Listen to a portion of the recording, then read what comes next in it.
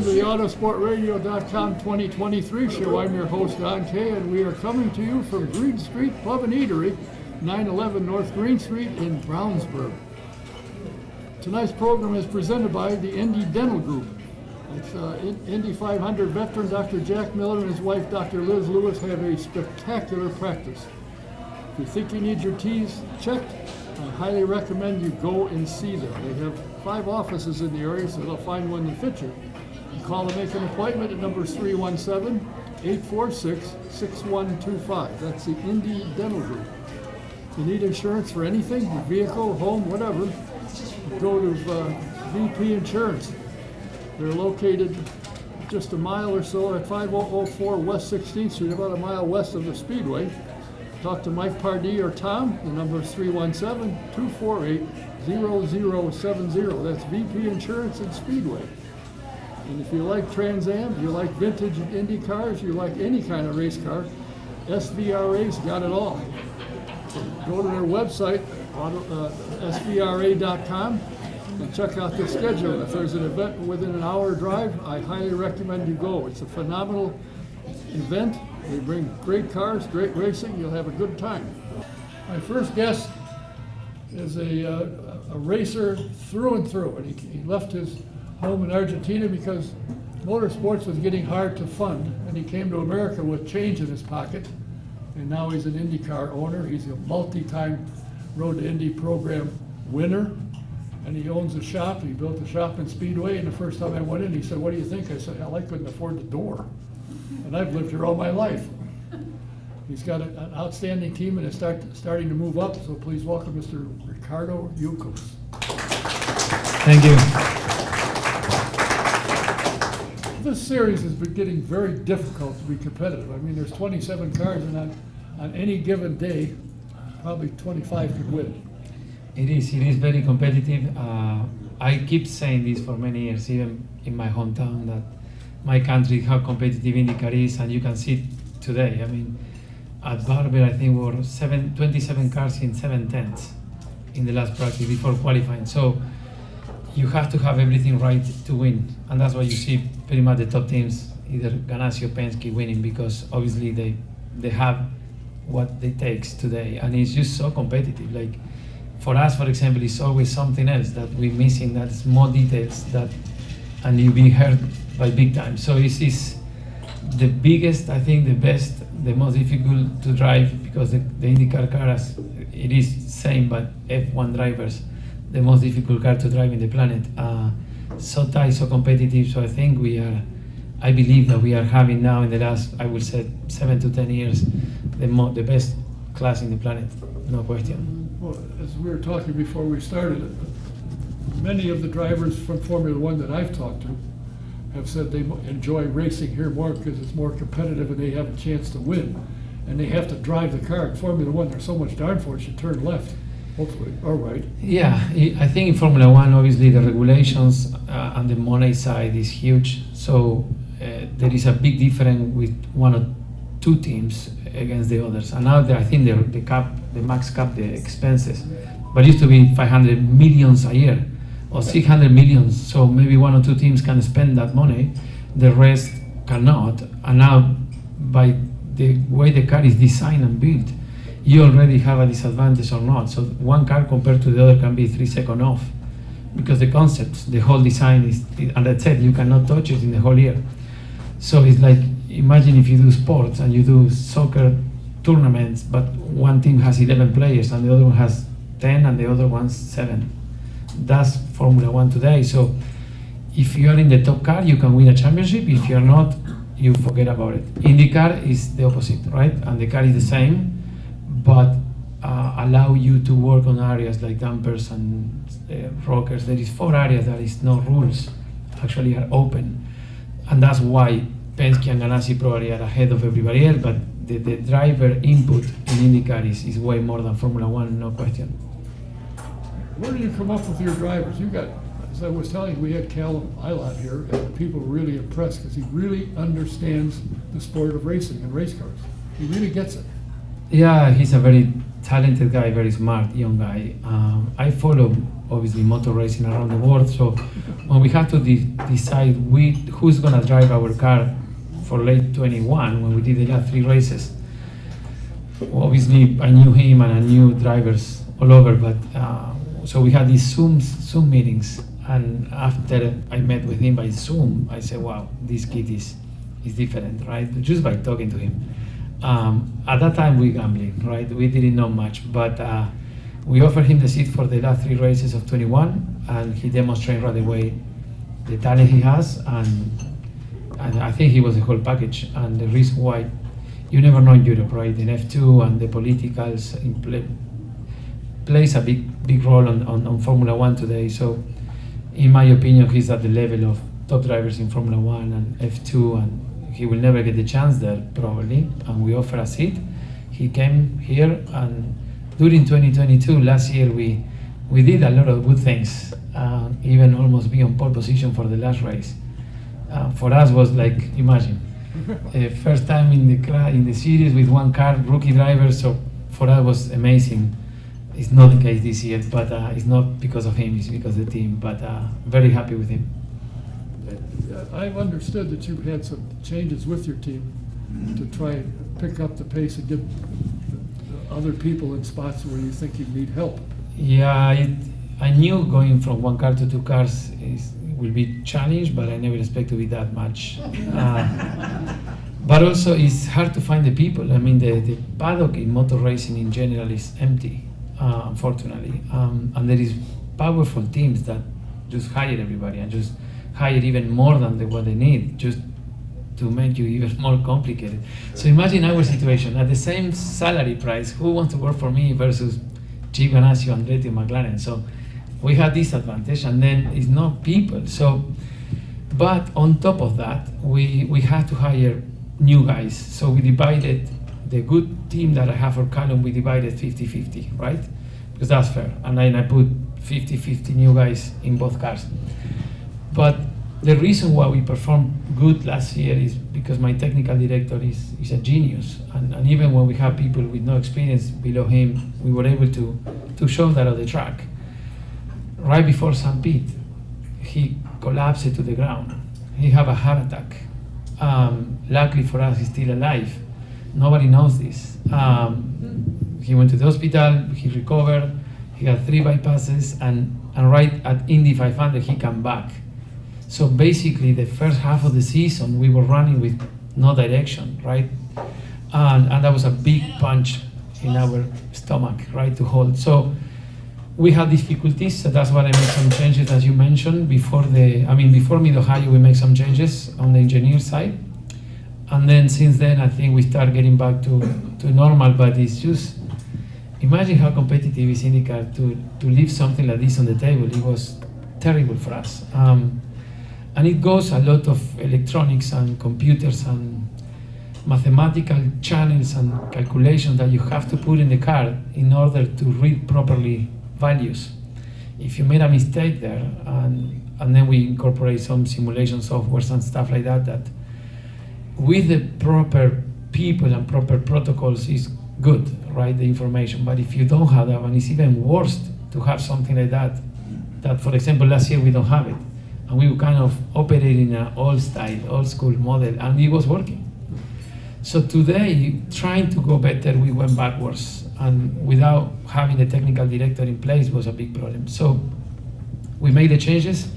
I'm happy for the changes that we made. And now we are, if you think about it, a lot of tracks like Toronto, Iowa, we were the second fastest car after New Garden, when you take a look at the whole data. So now we are coming back to being fast, but now we are making all these mistakes on the pit stops, on the strategy, that every time we talk about it and we think, okay, we're gonna cover everything, there is no more mistakes, and now here is something else that we never thought about it, and it's happening, and it's all the little things that at the end of the day makes a big difference, but I guess that's why it's so difficult. When you left home and came to Florida and started in the karting world, did you ever imagine, or did you want at some point to be here? No, I never thought about it, obviously. The only thing I knew was my passion, which is motor racing, which I never was willing to negotiate. I want to give up, or I always go flat out for what I feel. So that's the only thing I have. Just do what you like the way you can. And of course, this country welcomed me with open arms, and you can compare to my country. And the opportunities are huge here. And obviously, we work a lot, but that's I think the difference. So I just keep pushing for what I feel, for what I think is right, and never was willing to give up my dream. And here we are, just happen to be. But I never imagined, obviously, 20 years ago that I'm gonna be here and going to team owners meeting with Roger Penske and Foyt and Rahal. No way. I still believe what I'm doing here. Something is not right.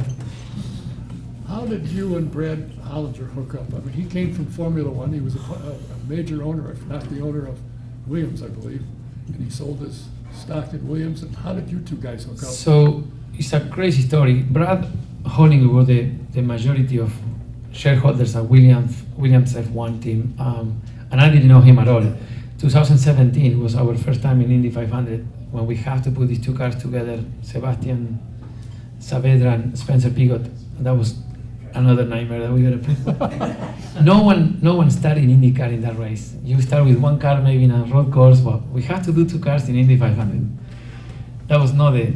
But without us putting these two cars, probably IndyCar will have, for first time in history, not 33 cars. So I think we did what we can. And Brad Hollinger was at the track, sponsoring someone else. And then my lawyer was actually in the paddock, walking around doing who knows what. And then Brad was walking there with a friend without having pass to get anywhere. So he was kind of lost on the paddock. And I remember I had 2 VIP suite tickets for me and my wife. And Jason called me and said, Ricardo, are you gonna use these tickets? Because I was busy. I said, no way, I'm gonna use the tickets. There's so much mess here, I gotta stay with the mechanics to help. So, and then he asked me, can I give it away? I said, yes, you can give it away. And that's very expensive actually, pass, by the way. Yes, they are. So he gave it to Brad Hollinger and his friend as a courtesy. We have it extra, so that's it. I knew about this 3 years later. So 2020, early 21, Jason, my lawyer, called me and said, listen, Brad Hollinger wants to talk to you about IndyCar and all this. I said, who's Brad Hollinger? I didn't know. And then I didn't pay much attention because I cannot tell you how many people contact me in the past with magic ideas to be partnered with so much money behind and ended up nothing and all this. And say, okay, forget about it. 10 days later, he said, call me again, said, Ricardo, Brad Hollinger insists that he wants to meet with you. I said, who's Brad Hollinger? Then he started talking about it and told me the story about the past. And I remember, but I never remember his name. And after 1 hour conversation, he also said at the very end, he said, and also he just sold his shares on Williams F1 team. Saying, what? Wait a minute, he should start with that the first time, right? So that's how the story was between Brad and myself. And obviously we met and he came to Indy and meet with me and saw the shop. And I remember Brad said to me, okay, Ricardo, if you have, forget about the money side, if you have your, ideal team, what will be your dreams or what you will do and why. So I said, okay. I explained to him what I will do in IndyCar if I had the sources behind and the reasons why. And he has great ideas. Obviously, he coming from a totally high-level world. I guess he has what I don't have, and I do what he doesn't. So I think the combination of both is been great, and I'm really happy, to be honest, to be his partner. And the first time in my life that I have a partner, but it's been working really, really good. So I'm really pleased. It's kind of interesting. He's from the healthcare industry, but he's a huge race fan. If somebody would introduce, he owns, nursing homes and so forth. Why are you here? Because I love racing. Yeah, he's a fanatic. He's like a little kid with toys. And he owns like 40-something race cars, and he owns a couple Formula One cars, which I never saw, by the way. I still have to go there and see his toys, but I always so busy working. But he's fanatic of motor racing, and in a good way. I think we built this great relationship. We are open on the table, open book, and he let me do my job, and he does his part, and he's been working really good for us. Does he bring sponsorship, or does it make it easier with him joining you for you to get full sponsorship in? Yeah, so the first thing we did is create this commercial department, which, by the way, is since 21 and now it's been changed like 3 or 4 times. And I think we finally have the people that we want and the ideas and the philosophy behind that we want to have. And you saw we announcing some sponsors in the last 2 months, and now we announced another one, and it's more to come. So I think we're doing a good job, and I think he give us all that, not just freedom to act, but also some point of view which are really, really good. I'm focused 100% on the team and being involved in too much and all the technical side and people and all this. It's hard for me, obviously, to see everything and to look from outside. So he's an outsider point of view with different views, and I think it's very, very good. You know, there's an old saying in racing. When I came here in 1964, I think it was, I learned real quick. Speed costs more money. More speed costs more money. How fast you want to go? And I worked for Rala Valsa, and he said that all the time. It is true. I mean, and it's more and more as we go, right? But at least you don't have to raise $200 or $300 million to run an IndyCar. Yeah, I mean, that's, I think. But I still believe, forget about Formula One, which they are in a totally different level. But IndyCar is expensive, but generally speaking, I don't think that bad when you put the whole championship together, the show that we do for people, and Indy 500. If you compare to other sports in this country, like American football and baseball and basketball, how much money these players make a year? And it's so many of those. So there is money there. For us to do the whole thing for half of one player of baseball, I don't think it's that bad, but still IndyCar coming from many years of problems on the marketing side. So I think with Roger Penske now and his people, I think they are growing, they have great ideas, but it's not that easy, right? That in 2 days gonna fix it. So I can see the growth, I can see what's going on when you see the numbers and the measures from last year to now is going up. So I believe that we are in the right path, and the value should go higher, you know. I hope that they realize that when at Gateway, or WT Gateway, that they'll draw a bigger crowd on a Saturday night than they do on a Sunday. When they first started, they ran on Saturday night. The grandstands in turns 1 and 2 had people in them. Now they have blankets selling whatever it was. So I think somebody needs to look at that, I would think. Yeah, I mean, for me, if you ask me from the outside point of view, all the ovals, even like Iowa, should be Saturday night with the lights. And if you want to do big concerts and all that, after the race, people will go, and then you have Sunday to recover. This weekend was quite crazy, and then we have Portland. We gotta go. So we racing on Sunday and risking everything with the rain could be very bad for the schedule. And at night, I like the ovals at night. I think it's great for people, but that's my thinking. Yeah, that's your thinking. It's mine. And several of the people I know that went there said, boy, it was hot late afternoon. Finally, it got warm. And you get a better crowd. Do you like what Roger is trying to do with the kind of like the franchise for the teams to help them increase the income? I think I agree. For the Winner Circle program? Yeah, I agree with that. I think the winner circle is something that can be even modified. Maybe that can be just prize money for top 22, top 20, whatever. That's maybe a money factor every year if you are inside that. But I think we are 27 cars now, so I think we need to think about the whole package and be part of IndyCar family on the company side. So that way, it's like other sports are doing, like MLS soccer as well, and Formula E, Formula One today. I think that should be done. I think that's the right way to go. So I agree with Roger on that for sure. Speaking of soccer, which is probably the biggest sport you have in your country, Messi came to America. Boy, has he turned that league around. Good grief. It's amazing what one man can do, and it's very small actually, but it's impressive. I mean, I knew it because he's so good, and you can see the sport, right? The most popular sport in the planet, and of course Argentina just won the World Cup after everything happened with him and all the enemies he has in Argentina. The people criticize him more in Argentina than anywhere in the planet, and he finally get the World Cup, and now playing for Inter Miami is great, and is growing the sport massively, right? So it's all good. And how can you say anything about the guy in the first 7 games? He got 10 or 11 goals. It's just So and he's 36 years old. I mean, he's so good. It looks like he's playing better every day. Yeah. He's better and better. And the crowds. I don't understand everything that goes on with soccer by a long shot. But I'd watch every so often just trying to figure out the game. You'd see the stands. When you go in there and see when he's there, poof, standing He's- room open. It's Amazing. unbelievable. I think when he signed for the Paris Saint-Germain, and I think in 1 week they already paid for the salary of selling T-shirts only.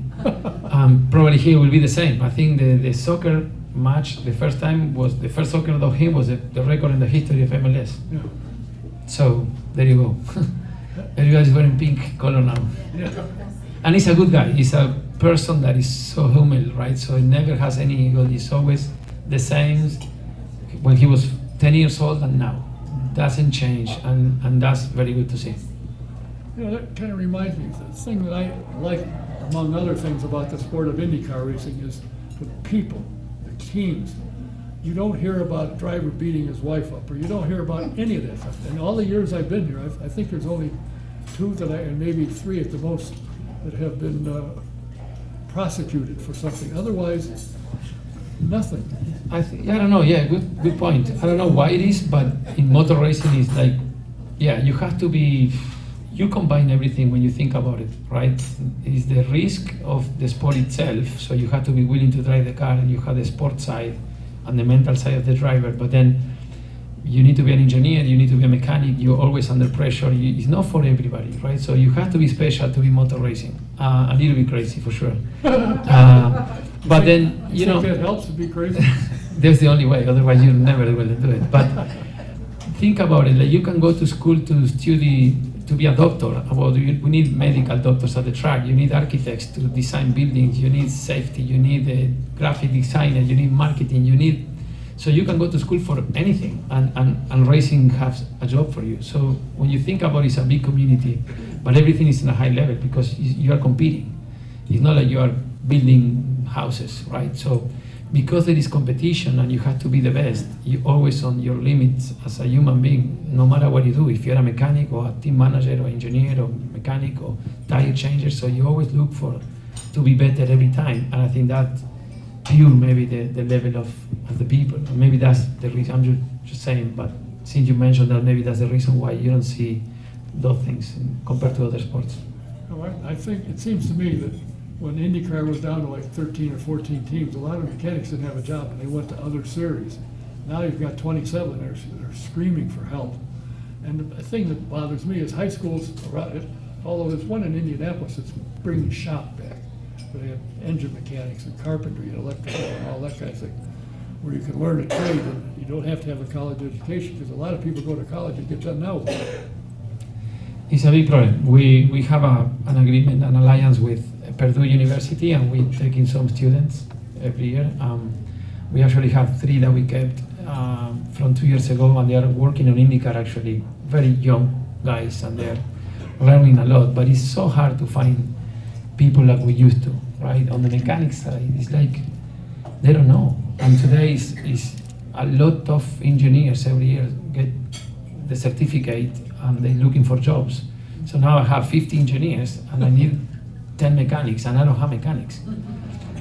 And the other thing is, if you take 2 19 years old guys and you send one to the university to become an engineer after 5 years, and then one leave it with the team to work with us every day, I can guarantee you 5 years later, the one I would like to have is the one stay with us, because it's just the practical stuff is so important. Yeah, you can have computers and understand all the software. When the computer is broken, then you don't know what to do. So, you know, it's like if you learn mathematics on the school with a piece of paper and a pen, right? 2 + 2 is 4, and you do it. But otherwise, you do with a calculator, and that's the only way you learn, with the calculator. What happens when you don't have the calculator anymore, or runs out of battery? You're done. So whoever was doing piece of paper and pencil will continue working. But that's missing today, and it's not right. And it's a big issue with teachers. Teachers are missing that part, and I'm not saying no to technology, I'm not saying no to the new things, but you have to keep the basics on place. Otherwise, it's gonna be an issue. General speaking, it's not just for motor racing, in my opinion. Do you rotate your mechanics around one race or 1 month or 1 week or something, you guys will work on the back end of the car and the suspension, and the next time you chain them, put them in front and switch around so that all your mechanics know all of the car. Yeah, in our team is like we do a lot. So everybody knows to do pretty much everything, and I like that part. And obviously, then if you're better for, let's say, gearboxes, even if you know something else, we're gonna keep you in gearboxes. But we have substitutes, right? Something happened, we essentially everybody knows everything. But that's not the way Formula One works, or maybe top teams works as well, because that creates another issue. If you know everything about the car and I lose you and you go to another team, you know everything and you take it with you. If I have enough money to hire 100 people and you only do front calipers, that's it. And then another guy's gonna do the rear calipers, and another guy's gonna do the brake rotors, and nothing else. You will know anything else, and I will pay you your salary. So if I lose you, I will lose only that knowledge. And that's why Formula One teams, the budgets go to the roof, and I don't agree with that, but that's the game. So it's a lot more than sometimes people don't think about it, right? But it's a way to protect your IP, your secrets. And that goes related to loyalty and all that. So what happened with us a lot, you get young people to the team, after 1 year or 2 years they learn. So we pay the deficits because they're learning, and when they feel ready, boom, they go to top teams. So we ended up with empty hands again. So it's not that easy to be the youngest team, but that's part of the work, right? It's part of the rules, and we need to face it and try to deal with these situations. Well, at least you don't necessarily have the problem Dale Coyne has. He gets a driver that starts doing good, and all of a sudden, bye-bye. So then he brings another one in. And a lot of drivers today that are with some major teams have come through Dale Coyne. Absolutely, 100%. Yeah. And credit to him. Even he's losing drivers and people sometimes, and he performed. Look what happened last weekend. He always has some really, really fast cars at some moments, and it's very good to see because they had experience. He has many, many years, right? So but it's like you said, he's suffering some of these issues as well. Obviously, you've been very successful in what was originally the Road to Indy program. It is now the Indy Next series is taken over by Roger, I guess, and it's being run pretty much by HMD. And they got 8 cars in the darn thing. Do you still think the program is good? All the guys that I've talked to come out of it, out of Indy Next and gone into IndyCar, they say the IndyCar is much easier to drive than an Indy Next car. You still believe in the program and think it's doing what it's originally designed to do? Yeah, I agree with that. The car is difficult to drive and it was a really high level, but unfortunately this year, without having the proper quantity of tires that we should have, we didn't run much. So now the drivers are not driving much. A lot of drivers repeat the year, second year. So for example, for us coming back without racing last year, so we come back to Indy Lights now in the next. And we also have issue with drivers, no budgets, and we actually have 4 different drivers, and jumping in the car and drive is very difficult. I think they need to revise the quantity of mileage that we are doing in the year, because otherwise it became too expensive for what you get. If you divide how much you're paying for the actual mileage that you run, we will have issues. I think they need to revise that, in my opinion. Used to be double-header races, used to be a lot of more mileage, twice as much as of today. And you need that, but the product is good. I like the car, I like the engine, I like you said, it's difficult to drive, so if you can perform and drive good that car, you jump in IndyCar and it's way, it's not easy, but it's very close. Yeah. It's a good step up, and you know, the Europeans I've talked to said it's probably the best series in the world for learning how to get up to the top one. Do you believe that when the 24 season starts, you'll have the same 2 drivers? On the IndyCar? Yeah. We don't know.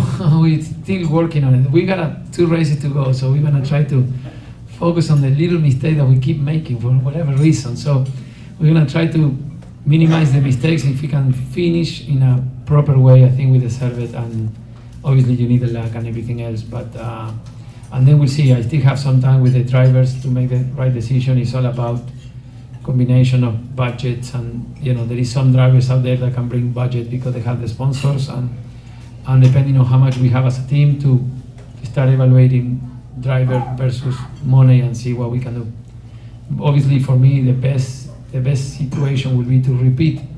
I'm very happy with both drivers. Agustin to be the first year in IndyCar, considering that he never raced an open wheel before, is amazing what he's doing. So I only can imagine how can be year 2 or year 3 for him.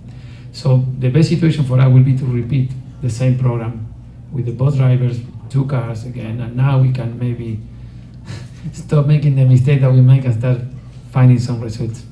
Well, it's a good thing. You probably haven't made a mistake. It's the other people. I did last week, and it was my fault 100%. And so when you think nothing else can happen, I screw it up. So it was, we changed the way, because I'm on the radio, so we changed the way we are saying things. So I have to say less now, and we changed the protocol. And we have issue with the tire change. So my brother Ali is in the left rear. On the first stop, he has an issue. Wasn't that bad, but it was not perfect. So on the second stop, I just was looking at the tires to make sure when the car drop is clean to go with no issues. And we always so slow, right? So we drop it and say go, but Maluka's coming, so I shouldn't say go, because the crew chief was holding Agustin, and he's supposed to be looking at the crew chief, not to listen to me, but I shouldn't say go. So he goes, and now we collect Malukas. Obviously we get the penalty, but for 1 second more or less, or if we have an issue with the tires, like we normally have, or a second or 2 seconds lower, Malukas will be already gone. So we get a little bit bad luck, but that will put Agustin in P4 position on the lead lap with new tires like Dixon, and the pace of the car was really good. So I still suffer myself, so don't talk anymore. Okay. I really screwed it up, and I couldn't sleep until now because it's bad, but it's what it is, right? I'm sure your drivers understand. Yeah, I don't know. But it's still, when painful. you're a competitor like that, they want to win. They want to be on the podium. So it's tough, but they'll make it. It's tough. It's just too much going on, right? And for me, by doing this the first time, and when the car is running in the oval, you have just 20 seconds every lap, and more, I think 30 seconds. But it's so much going on, right? And with studying English, and then I got switched to Spanish, because as the race goes going on, he cannot think anymore in English. He's doing a really good job, by the way. In October, this kid has no English. He didn't speak English. October last year. I don't know how he did it, but in February he was talking in English.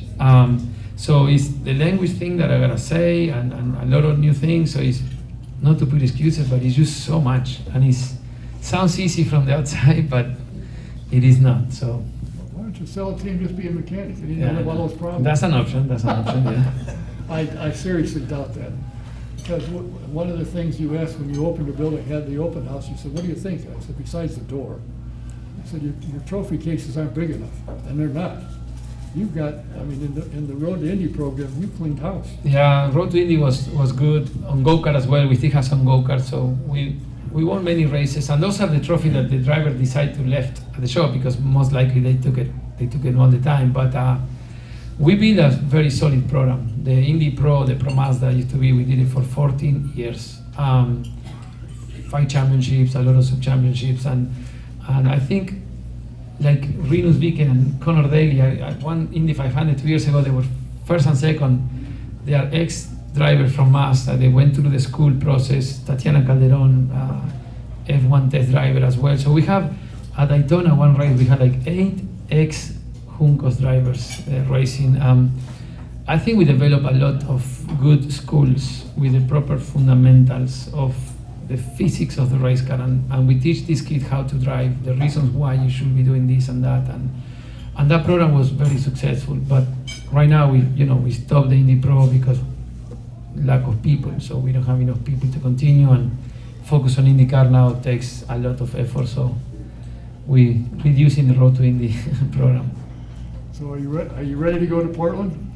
We are ready. The cars are on the way. I think they probably are, as we speak, getting parked, hopefully, and we'll see. We have good cars last year with Callum Ilott and both races. If we can start how we finished last year with both drivers, will be new for Agustin.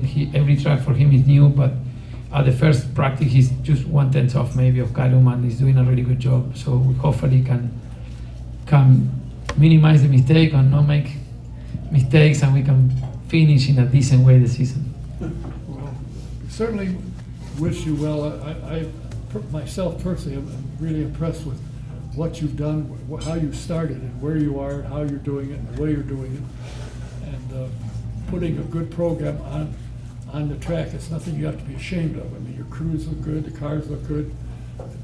For the most part, they perform well. You just need to make one more step up. And away you go. Execution, it's all about execution. IndyCar is just so competitive, so that you cannot make one mistake. Even 1 psi of tire pressure you off happened with us to be, if you think about it, how many times in qualifying, the first set of tires, Agustin was twice P6 and Callum inside the top 6.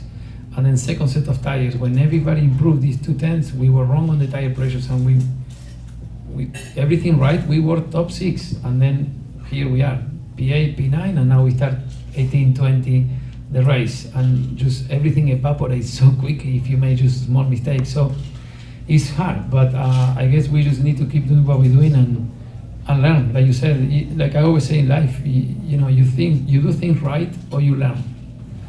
The bad thing is just happens, you know, you need to learn from it. That's it.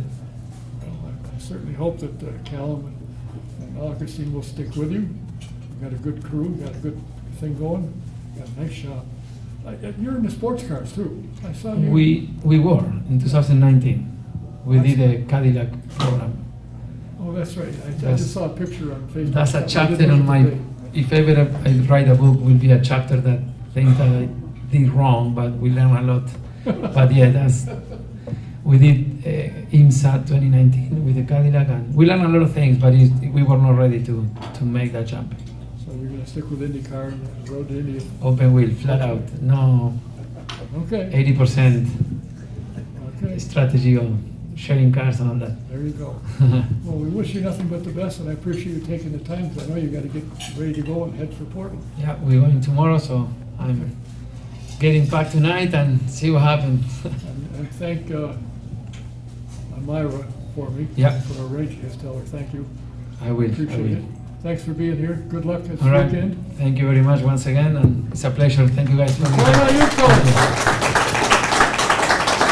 Thanks. I'll be in touch again. See you. When you get your driver's Maybe 2 years hooked and a half again. Every 2 years again. up. My next guest is somebody that I think maybe most of you have heard of. At his time, when he was here, and still to this day, actually, Good luck this weekend. he See you is guys. Have a safe trip. Bye-bye. one of the most popular drivers in the series. He got his big break, I think, in IndyCar, and I believe it was in '97 at the Silver Crown race in Phoenix when he started 26 and finished with probably the closest finish, or one of the closest certainly, in Silver Crown history. He got into IndyCar and off he went. Please welcome the one, the only, Jimmy Kite.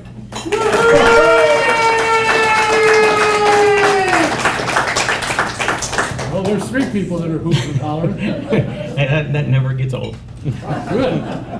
First off, I want to mention that the sound that you hear, that Jeff can hear back in the corner, is courtesy of Pierce Productions.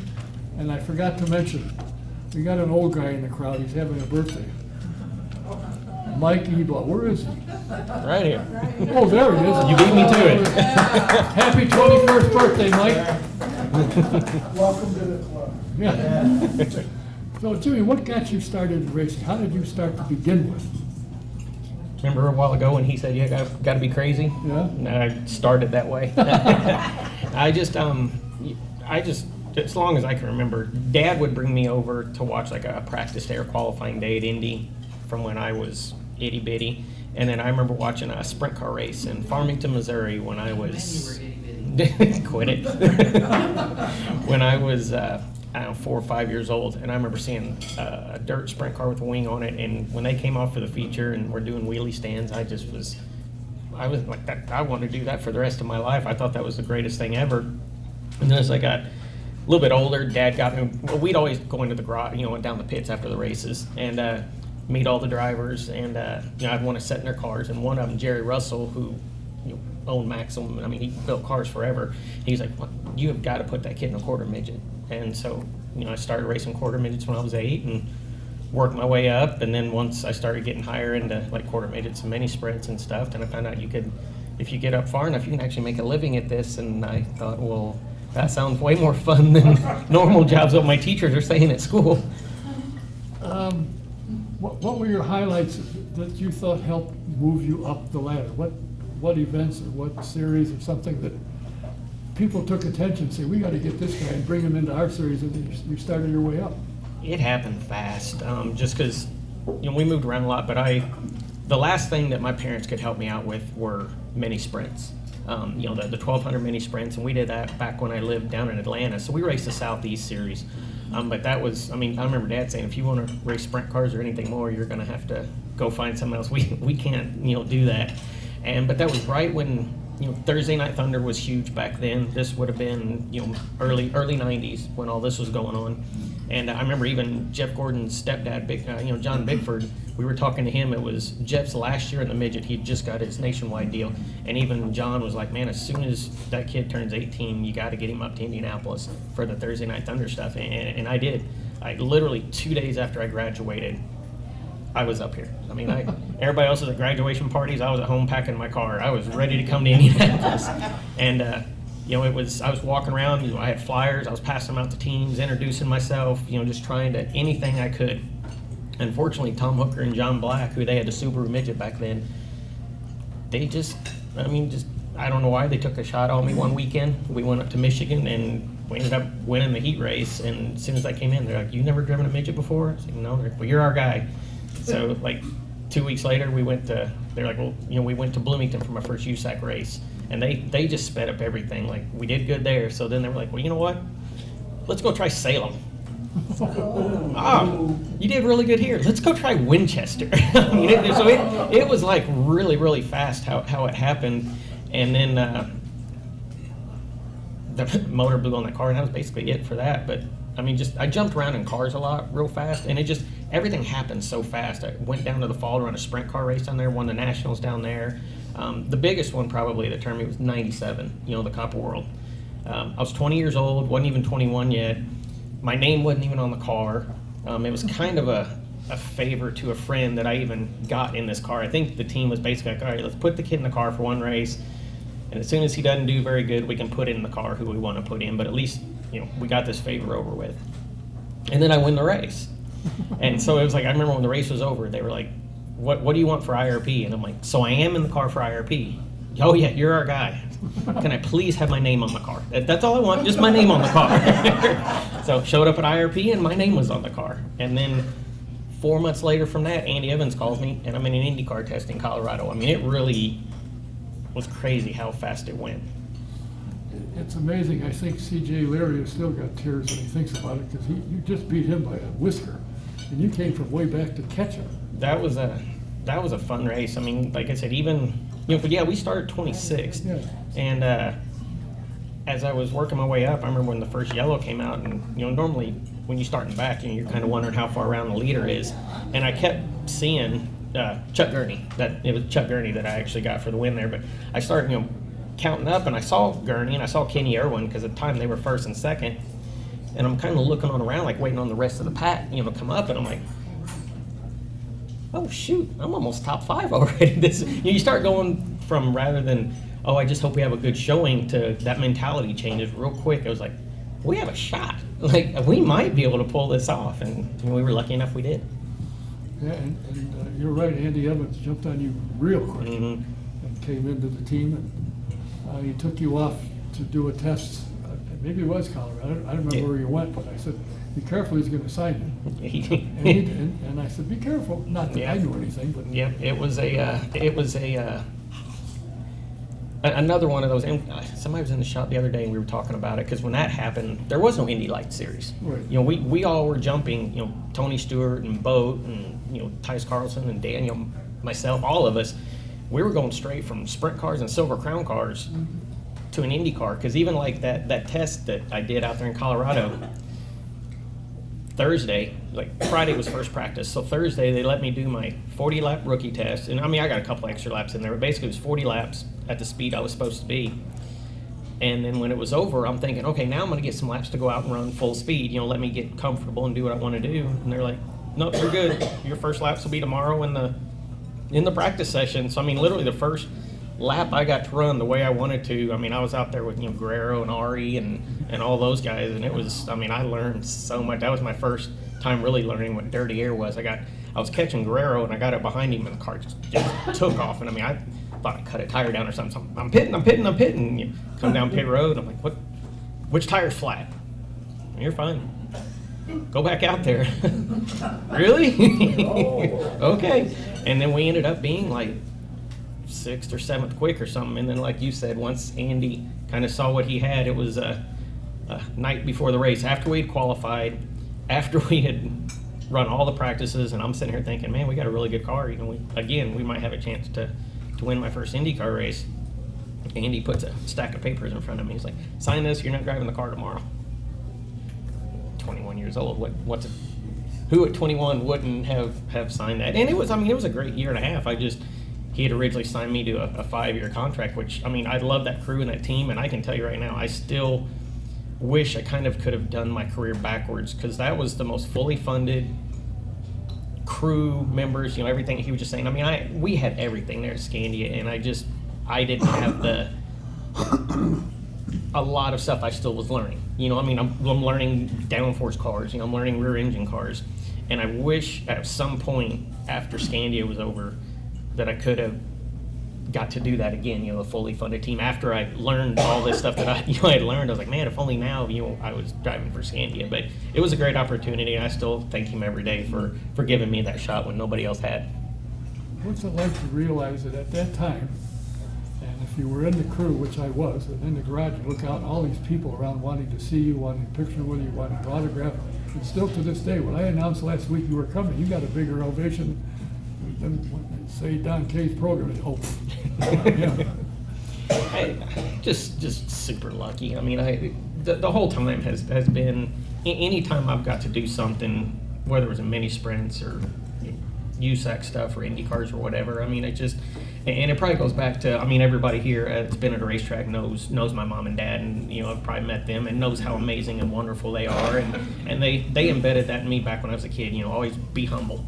I mean, my dad was one of those people that he was always, don't tell everybody how good you are, you let them tell you how good you are. And I mean, I remember that from when I was a kid, and that was always the mentality I had. And if I ever started getting maybe a little bit of a big head, fortunately, Dad was always there to, all right, Mom sometimes even kind of brought me back down a couple of times too. So it was, just thankful for them, and just always was around good people.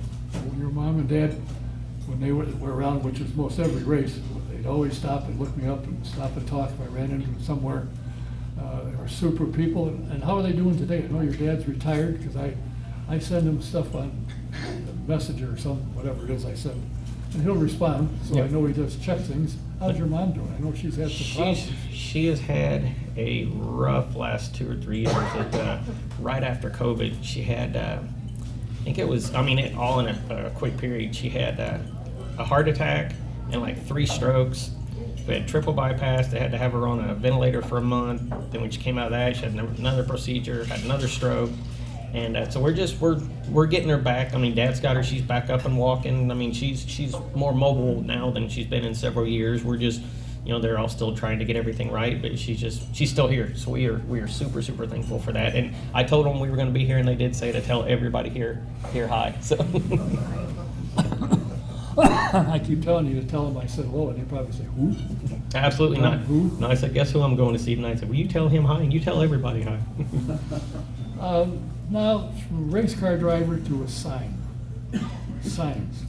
Tell me about what you're doing today.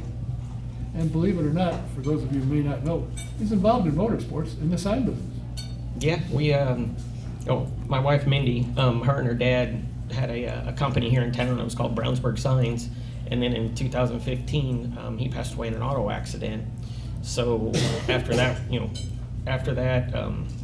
we'll just say family stuff got involved. So we just basically had to shut that business down and legally started up a new one, which is now Mindy's Brownsburg Signs. And I helped her get that up and going. And with her dad not being there, it was just her. So at the time I was a driver instructor for Dodge, so I was traveling around a lot still. And so I started taking time, not traveling as much, spending more time in the shop and learning that that trade, that business. I mean, and I always loved race cars. I mean, a lot of it's been around stuff. It was always fun putting the decals on the cars. You always love that part. So, I mean, it was some of it. I was like, I know how to do this part, but there's so much she showed me that I was like, I did not know that. I did not know that. So, and it got to where basically once COVID hit, and I wasn't traveling anymore, and our shop, everybody needed signs during COVID, so we actually even got busier and grew the shop. And then when everything started opening back up, I just stayed home. And we've grown the shop, and it's going more, and I love it. I'm not traveling anymore, except for when if we want to go on a vacation, but it's a fun travel. I don't have to travel anymore. Tell me about your involvement in motorsports. I mean, this is the U.S. Nationals, the biggest drag race in the world, and you know enough teams that are looking for decals and so forth. Do you ever put on a car, put your name on it? We don't, and it's funny. Me and Mindy have talked about this. We don't go after the teams as much, and it's just because I know car owners and how they are and stuff. But I mean, there are some teams we do stuff for. Indianapolis Raceway Park is one of our customers. So they have kept us busy, with the Brickyard a couple weeks ago, and now U.S. Nationals. I mean, this is our busiest couple of months, and this is our like this week right now is crazy. I mean, there are some of the teams that do order stuff, and of course they wait till this week to order it. And we have some other stuff that we just dropped off. Or Raceway Park came and picked up today. So we're just getting that handled and everything. And I think Mindy and I are both just looking forward to Saturday, when everybody can stop picking up and we can just enjoy the weekend and start and get back to normal. And the customers that we've kind of been putting off because we're like, hey, Raceway Park put an order today, so we're going to have to move you back a day. Sorry. So Casey keeps you busy. They do very much, and they're great to work with. They have so many great events out there, especially now that they've got the oval back up and going more. I love seeing that.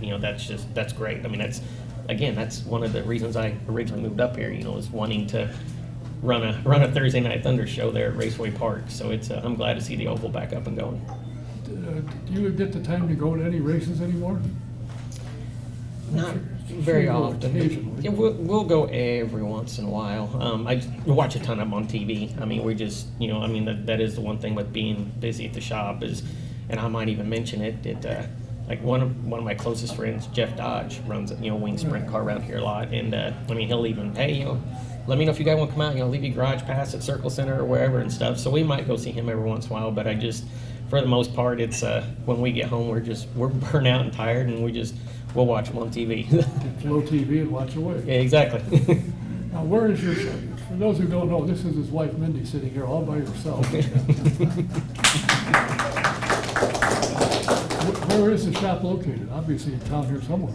Yeah, it's 431 Johnson Lane. So anybody that knows where Walt's Hot Rod Shop is, down off of Mardale, we're back down there. Spike Chassis is down there. CSI suspension parts, and then we're actually in the same building as a Superior Garage Doors. Well, there you go. Garage doors. Yeah, Decal the doors. exactly. That's the way it goes. It's kind of interesting. Some guys, like Elio now, is going to retire at the end of the year. He's not retiring. He's going to drive only to 500, but he's involved with the team. A lot of guys stick around the sport as driver instructors. Roger Yashikawa now has got himself a real headache with his driver and Harold McLaren, but he's gone into management. It's amazing what some drivers have gone on to, getting out of the seat, but sticking with the sport. And it's interesting to me. I should have quit this thing 20 years ago. They should have thrown me out. But I love the sport. I love the people in it. It's very interesting people. They're, for the most part, 99 out of 100 are super people and very smart. Some of the stuff they come up with, and designing cars and what it takes to make them go faster, it's interesting. Yeah. And then you look at Scott Dixon, somehow starts 16th. I swear that he and Mike Hall have the same heart. They're right in the same brain pattern. They're right on it, and he knows how to lead a race and save fuel. Now, how in the world do you do that? Obviously, he's one of the only ones that knows how, and manage the tires. That's it. And of course, Mike with the strategy, that's how he won this week, was strategy and And Scott, running, saving fuel, but still leading the race, and wins by 22 seconds. Yep, and I mean, he's my age, and it's funny seeing that because I was thinking, you know, I mean, I had my IndyCar career was 10 years off and on, and I remember, you know, I lucked out because the early part of my career, I was racing with, you know, R.A. Lyondike and Al Unser Jr. and, you know, Scott Goodyear and, you know, even Mike Landretti for a little bit, and then the middle part of my career is when Elio came in and Dixon came in and those guys all started coming in, and then at the end when things happen, I end up, you know, not driving anymore, watching those, you know, that's right when, you know, Eddie Carpenter and stuff was starting to come in, and then I've been out of it for however many years, and Dixon's still winning races. I mean, he's just, that guy's going to be winning until he's 100, I think. And the competition is, as we were just talking about with Ricardo, the competition, 27 cars. I made the mistake the last time I talked to Mark Miles.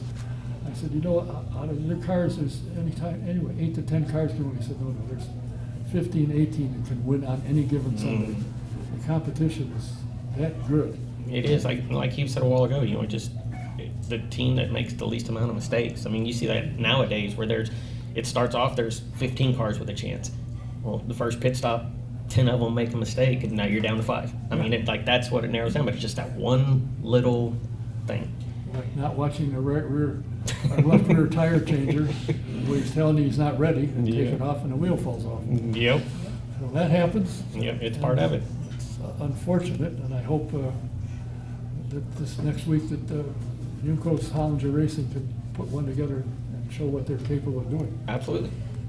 What is it that you want to do? Is there anything else you want to do other than the sign business? You want to keep growing the business?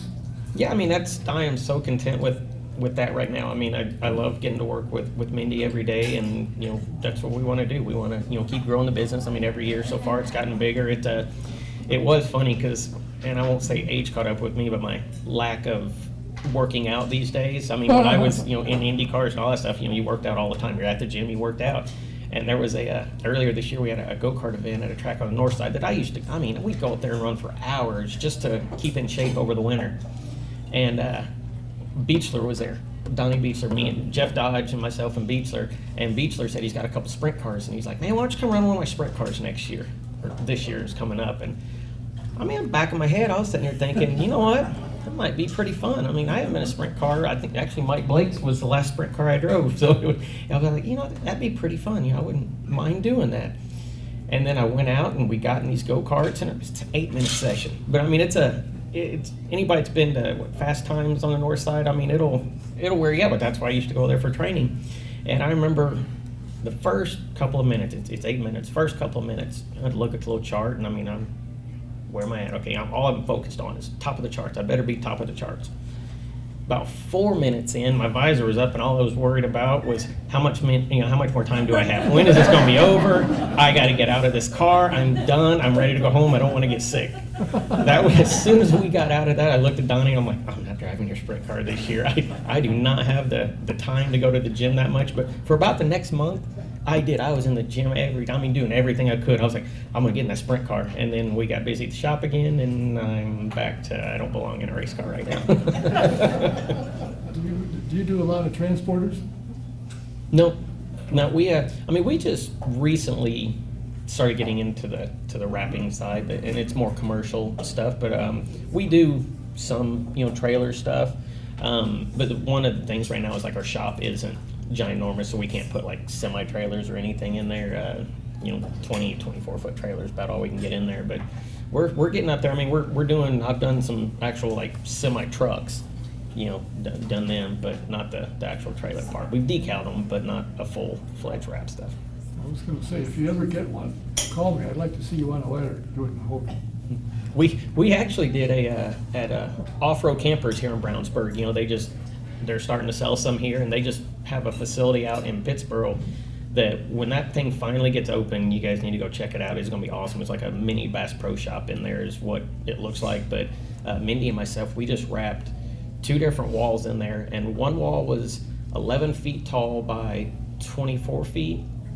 The first one, and then the second wall we did was 11 feet by 30 or 40 by 40 feet. So it was a big one, and that was fun to do because it was Yeah, I was up there. We had a 10-foot ladder and a 12-foot ladder, the two. So that was a long way up there for me. I did not like looking down.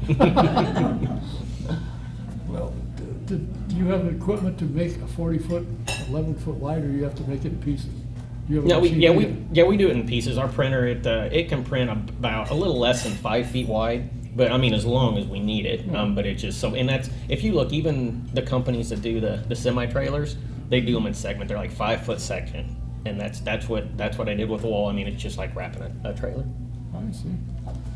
Well, I'll tell you what, when I heard that you were marrying a young lady whose family business was signed, I'm thinking, boy, this ought to be fun. His race car will be the best looking one in the whole place, and all of a sudden here you are installing signs, making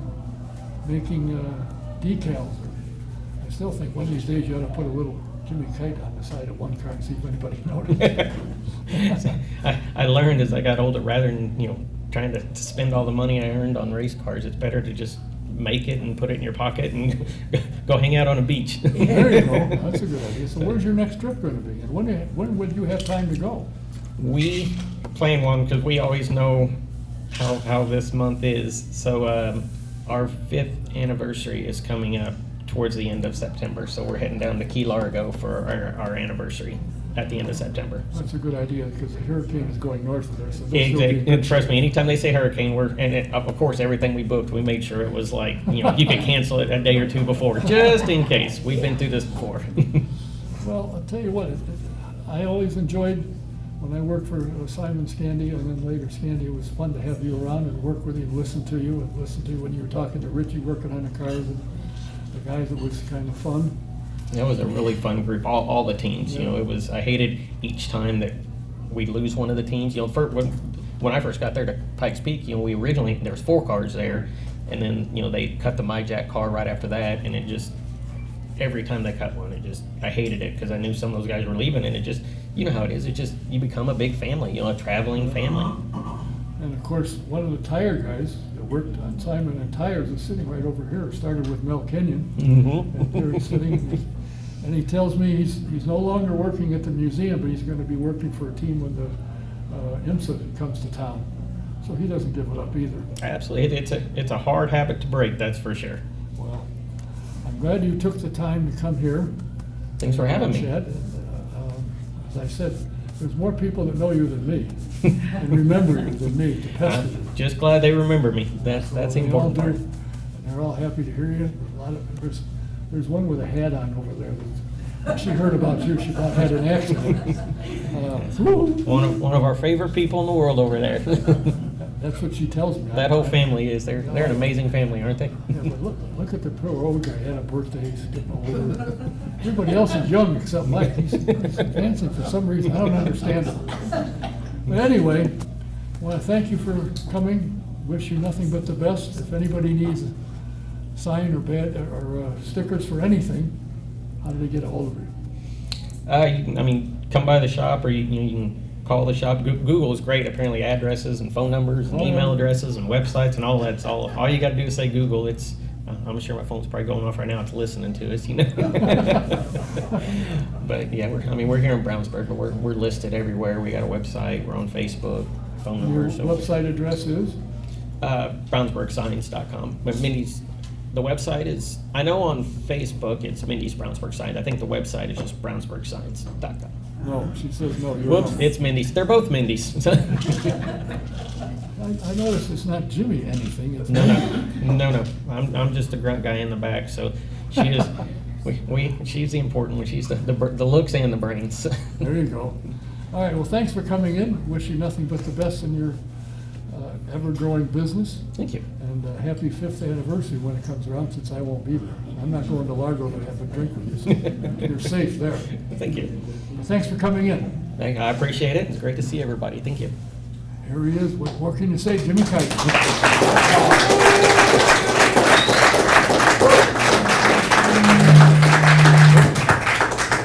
Our next program is, I think, the 12th of September, I believe it is. I don't have anybody scheduled for that, but I've got a couple guests for the other one at the 26th, I think, just before the BC 39 starts. I have a couple of guests. One, well, both of them should be, and you'll be interested in seeing. One of them is probably going to be the winner of the Silver Crown Rookie of the Year. She's been here before, Kaylee Bryson, who's run every lap of every Silver Crown race this year. She hasn't missed one yet.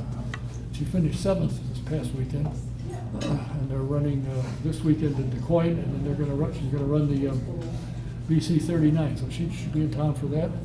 And they're working on an IndyCar driver, so see what happens. But I'll let you know until the next time. Thanks for being here. Dante saying good night. We'll see you the next time. See you then.